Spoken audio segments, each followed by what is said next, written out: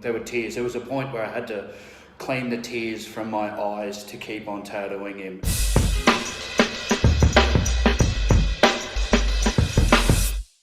One that does spring to mind is I had a woman in me 2 years ago.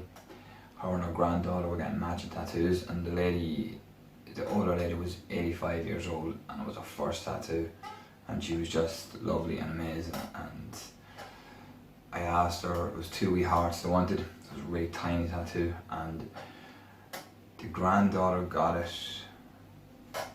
far up here on her forearm. It was a popular place, and I said to her granny, where would you like it? And I recommended somewhere that wasn't going to be as sore or as out there. But her reply to me was, I want it right here on my forearm, so every time I'm washing the dishes I can look at it. And to me today, that sticks with me. It's nice to know at that age still getting a first tattoo. The one that stands out for me was when I did a father's signature on a young lady who lost her father recently, and I relate with her because that happened to me when I was younger, so that was a really cathartic and meaningful tattoo for me. I love also doing signature replication. It's really fun for me. Forged a lot of my mom's signatures when I was younger, so really good at that. My other favorite one was probably when I was tattooing on my buddy Chris Angelo, Corrupted Ink. He's a great artist as well. On his tattoo bus out at Run 21, it's a bike run. I got to do a combat infantry badge, which is wicked cool.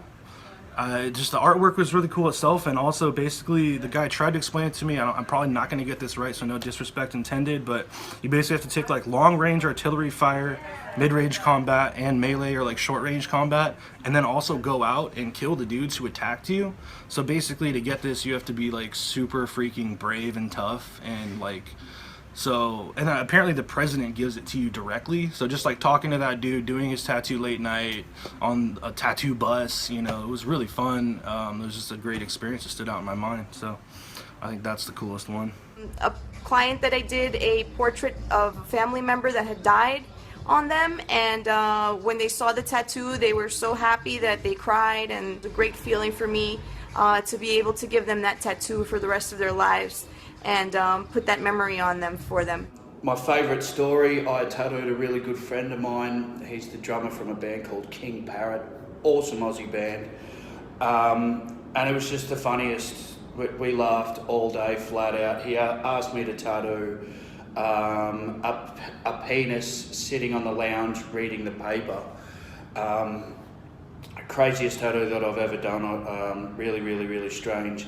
And yeah, you know, the puns that come out of tattooing a dick on my friend, it was just consistent. Could you please wipe my dick? Is my dick weeping? My dick hurts. Puns all day long. There were tears. There was a point where I had to clean the tears from my eyes to keep on tattooing him. And these jokes, these ridiculous puns went on for days. It was awesome. Best time ever. This person, I'm just gonna say her first name is Rebecca. She came in and, you know, she saw me advertising on our Facebook at the shop I worked at that time.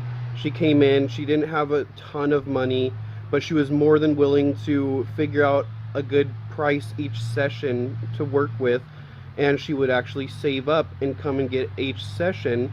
She also gave me all of her ideas and all of her wants and desires of the tattoo, and then let me draw it completely in my style. She ended up, when she came in, she ended up loving both of the designs that I did for her so far at that time, and she's a real pleasure to work with. I mean, like, it was just all around, it was a cool experience, because I feel like my job would be absolutely perfect if I just worked with people like her